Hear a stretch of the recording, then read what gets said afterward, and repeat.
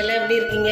இன்றைக்கி நம்ம குடும்ப கிச்சனில் இன்றைக்கி வந்து கொத்தரங்காய் பொரியல் பண்ண போகிறோம். வாங்க, இன்றைக்கி மகாராஷ்டிரா ஸ்டைலில் நம்ம பண்ணுறோம். அதை எப்படி பண்ணலாங்கிறத பார்க்கலாம் வாங்க. நான் இதை கொத்தரங்காயை அவிச்சு உப்பு போட்டு அவிச்சு வச்சுருக்கிறேன், கட் பண்ணிவிட்டு. வாங்க, இப்போ எண்ணெயை காய வச்சு வச்சுருக்கிறேன். இப்போ அதுக்கு தாளிக்கிறதுக்கு கடுகு உளுத்தம் பருப்பு போட்டுருக்குறேன். அடுத்து கொஞ்சம் கருவேப்பிலை போட்டுக்கலாம்.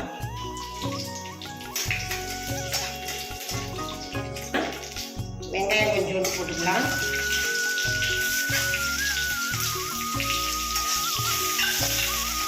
மிளகாய் போட்டுக்கலாம்.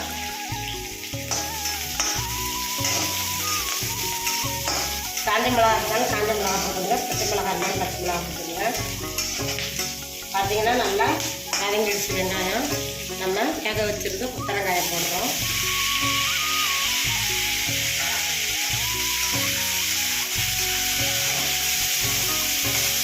மஞ்சள் தூள் போட்டுக்கிறோம்.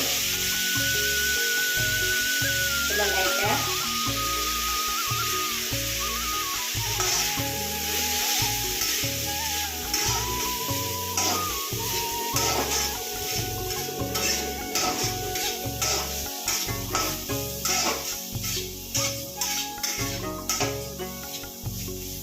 கொஞ்சமாக நம்ம குழம்பு மிளகாய் பொடி சேர்த்துக்கலாம். லைட்டாக தான்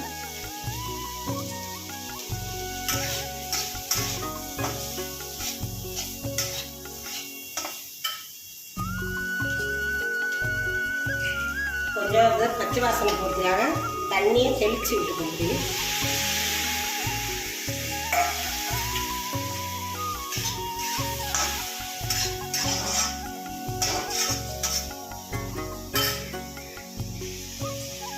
நம்ம கொஞ்சமாக தான் உப்பு சேர்த்துருக்கோம். உப்பு கம்மியாக தான் இருக்குது.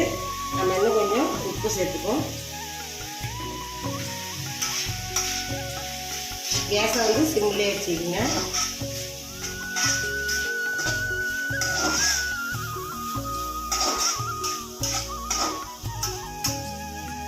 சிம்மில் வச்சு சும்மா ஒரு 5 நிமிஷம் கொஞ்சம் வேகட்டும். பச்சை வாசனைலாம் போகணும் இல்லையா, அதெல்லாம் கொஞ்சம் வேகட்டும். மூடி போட்டு வச்சுக்கணும். சும்மா மூடி போட்டு வச்சிடும். நல்லா ஃப்ரையாக இருக்குது. இப்போ இந்த ஸ்டேஜில் நம்ம மல்லாட்டை பயிரும் பூண்டும் போட்டு அடித்து வச்சுருக்கோம். இதை நம்ம இதெல்லாம் கொஞ்சமாக சேர்த்துக்குவோம். எதுக்குன்னு சொன்னா சொல்லாதீங்க. கையாட்டி எடுக்கிறது தான் நம்ம மனமாக இருக்கும். நம்மளுடைய வாசத்தெல்லாம் குத்தி இதில் செய்கிறதுனால நம்ம கையாட்டி பண்ணுறது டேஸ்ட் அதிகமாக இருக்கும். நம்ம பாரம்பரியம் அப்படி தான். பூனில் இப்போ தான் நம்மளுக்கு கிளம்புச்சு அப்படின்னா போட்டாச்சு. அவங்க மகாராஷ்டிராலாம் வந்து எந்த குழம்பு வச்சாலும் பார்த்தீங்கன்னா வேர்க்கடலை இல்லாமல், இந்த மல்லாட்டை பயிர் இல்லாமல் சமைக்கவே மாட்டாங்க. பார்த்தீங்கன்னா சூப்பரான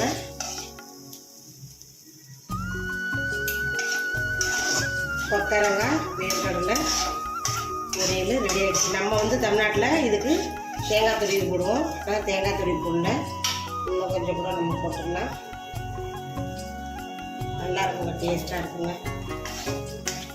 ஹெல்த்தியானது.